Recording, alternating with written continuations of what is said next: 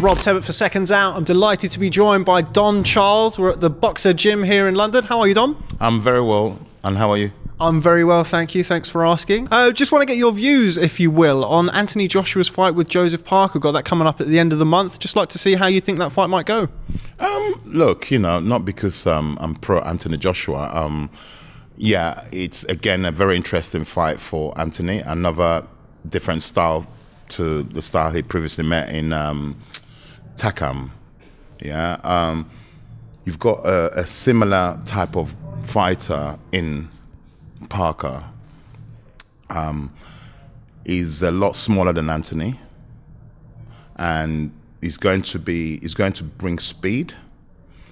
We know how Parker fights, but I think, me personally, the minute he feels the power of Anthony Joshua, whether it be a jab, whether it be a right hand, he'll be very hesitant in the way he comes in. The last time we saw Joseph Parker on these parts was when he fought Hughie Fury in Manchester. Did you catch the fight? Yes, I did. What did you make of it? A very negative fight from both. In fact, a very negative fight. I think Hughie was a good fighter, but I think he fought a safe fight, a very safe fight. But if you're going to win a title, at some point during the fight, he should stand his grounds and take it to the guy. And at no point did he do that, want to engage. So it takes two to fight. So for Joseph Parker, in his defense, he initiated all the attacks, and Hughie just ran. He can run, but at certain parts during the rounds, he needs to stand, trade, and move off. And to be a champion, you need to win a title, a world title. You need to, any title for that matter, you need to demonstrate that you want to win this, and you have to demonstrate. And I don't think that happened. And they gave even that, it's still a close fight. It wasn't like, and they gave the decision to the right man, because you have to do better than that to be it a champion, in my opinion.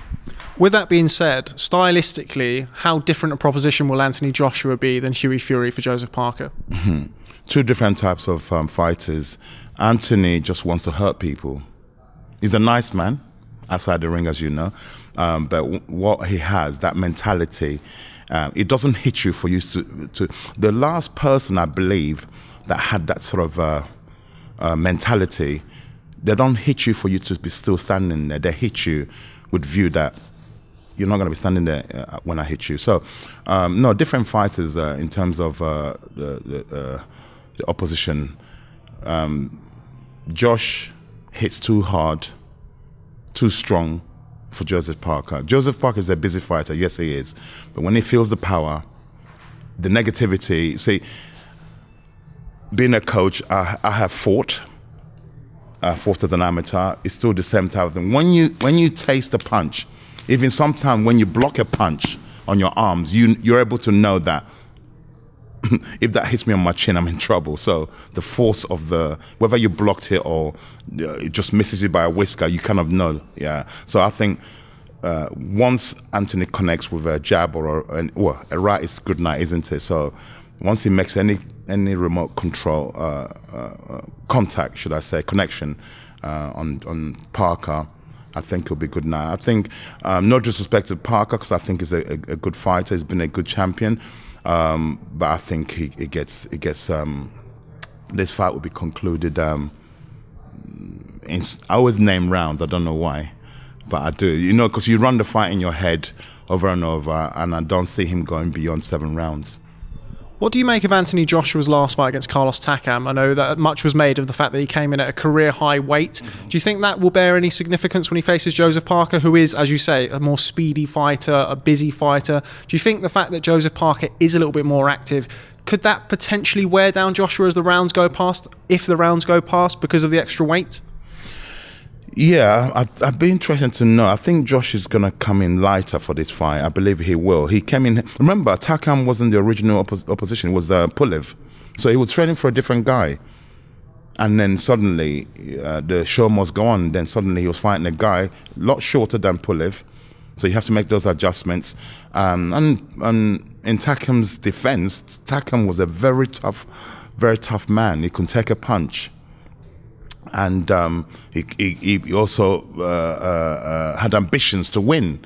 That was his opportunity to change his life and his family's life, and he represented. You know, it's almost reminiscent of when my guy Chisora fought Vitaly Klitschko.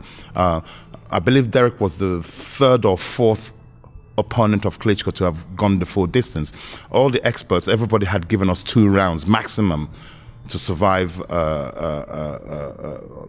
the fight against Klitschko, and Derek demonstrated again. It was hungry. We had a plan. We had our own plan. No, everyone has written us, but we haven't written ourselves off.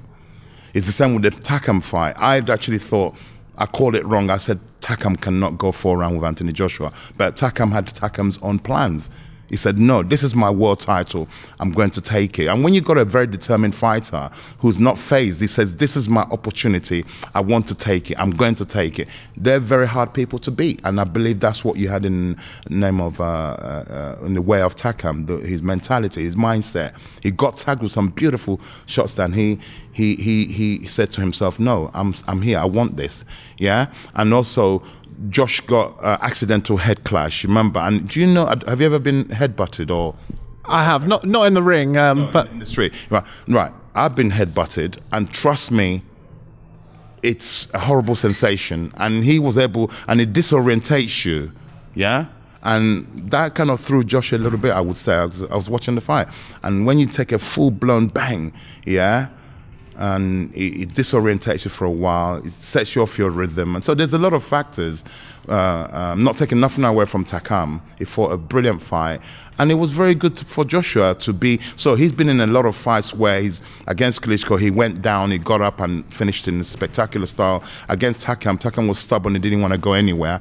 No matter how hard he got hit, he took it, he came back. You know, the fight, to develop a fighter, something like Joshua, so he's had so many different experiences now, yeah? It's not the early days where he was just bam and they're gone. He's got people there now who are standing, trading back, and you know, it makes you a more rounded fighter when you've had all those experiences. And he's going to take all those experiences into this fight. He will know how to deal with, there's nothing he wouldn't have encountered so far in his career that I believe Parker would bring speed, a lot of speed. And I think Joshua would deal with that. Now, something that you just said, as you said about Derek Chisora and Carlos Takam, they had their own sort of plan going into the fight. Joseph Parker is an unbeaten world champion. I believe I interviewed Joseph Parker at the press conference. He believes he's coming to win. He believes that he's...